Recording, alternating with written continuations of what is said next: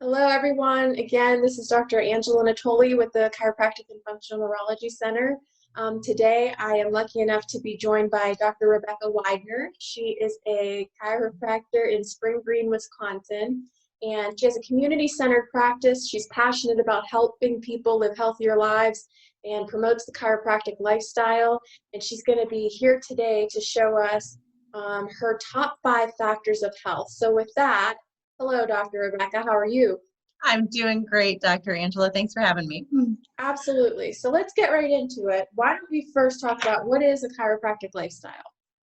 Yeah, so the chiropractic lifestyle extends beyond chiropractic care in the office because we all know and understand that if somebody comes into the office to get adjusted, that's an awesome thing. But if they leave the office and then they're sitting on a couch for 12 hours a day and they're not moving their body and they're eating Doritos and Monster drinks, that is undoing a lot of what's happening within your body, just adding more stress onto your body and decreasing your overall level of health. So what I find when my patients don't live healthy lifestyles outside of the office is that they're not holding their adjustments. And that's really what we want our patients to do. Like, we want you to hold your adjustments, even though there are unavoidable daily stresses that we all have every single day. Of course. But we want to be as healthy as possible to keep our bodies in that healthy state. So that's really what I mean when I say the chiropractic lifestyle. It's taking your health out of the office and into your life and realizing that there's so much that you can do to make sure that your body stays as healthy as you can between your visits. Yeah. So you're with your body 100% of the time. We're only with you a short period of time. So it's more on the patient, right? Absolutely.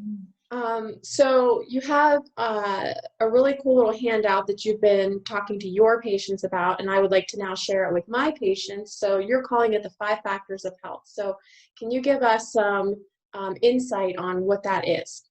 Yeah, absolutely. So I break health down into 5 different parts. The first part is quality nutrition. So what are you feeding your body? Are you eating lots of vegetables and fruits and clean proteins, or are you eating a lot of processed foods that, make your digestive system sluggish, make your body sluggish? Because at the end of the day, the food that we eat becomes these building blocks that create our health in our body and the new cells in our body. So if you're putting garbage into your body, you're going to get garbage out of your body.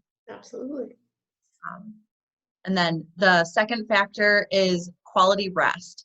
So there's a reason why we all need to sleep every day. And that's because that's the time that our body takes to really rest and heal ourselves and our body.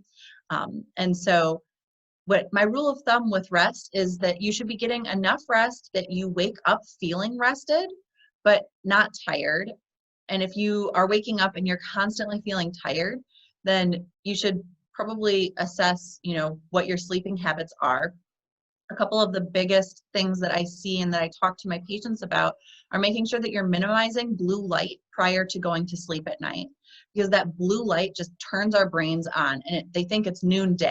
And I know you can attest to this too, Angela, because you do a lot with the brain and the neurology behind all of that.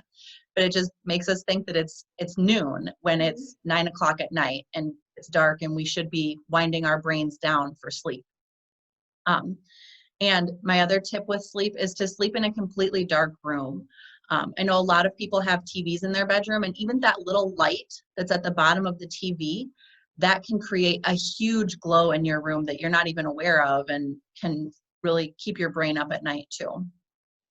The third factor of health is exercise. So we want to make sure we're moving our bodies properly, and if it's something that you are not an exerciser, that's fine. Just get yourself out and do a 30-minute walk a day, or making sure that you are, as you go and get groceries, park in the farthest spot away and then go into the store that way to just get your body some more movement. I'm also a big fan of body weight exercises because that's something that you can do at home for free. And right now there are so many people that have put programs together to do at-home exercises that if you guys aren't taking advantage of that, you should really look into different sources to take advantage of that. And then stretching is my other big exercise thing, because we want to make sure that we're keeping our muscles limber and elongated so that they're not getting all tight and contracted. My fourth factor is mental attitude.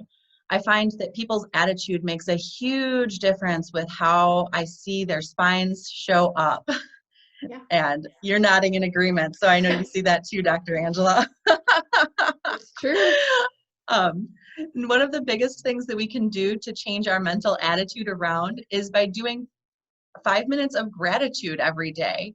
You know, taking out a pen and paper and just writing down, what are you grateful for today? And maybe it's that you were able to get outside for 5 minutes, or maybe it's that you have gas in your car and you have a roof over your head. And, you know, just whatever you are thankful for. I also find it's really powerful to give thanks to your food before you eat. Just like, thank you for this nourishment I'm about to put in my body. It's so powerful. And, you know, like I said, if you are having a hard time struggling with coming up with things to be grateful for, start with the things that you do have. Like, look around.